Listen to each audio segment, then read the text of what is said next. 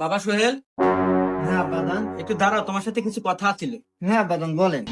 আচ্ছা বাবা, কথা পরেই কই, কিন্তু তুমি এই ভর সন্ধ্যাবেলায় কই রওনা দিলা বাবা?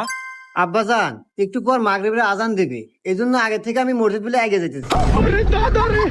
আহ বাবা, তোর কথা শুনে বুকটা ভরে গেল। তুই কত খারাপ ছিলি, বন্ধু বান্ধবের সাথে আজে বাজে নেশা করতি। যাক, তোকে যে আল্লাহ এত ভালো বানাইছে, এজন্য আমি আল্লাহর কাছে শুকরিয়া আদায় করি, আলহামদুলিল্লাহ। আচ্ছা আব্বা, তুমি জানি কি জানি বলতে চাইলে, ওটা একটু বলো, নইলে আবার আজান দিয়ে দিবে, আমার মসজিদে যাওয়া লাগবে। ও আচ্ছা বাবা, ঠিক আছে। ওই যে তোর মার না খুব অসুস্থ, কয়েকটা টাকা লাগতো, একটু ওষুধ আনতাম। ও আচ্ছা আব্বা, দিতেছি। रुको जरा खत्म।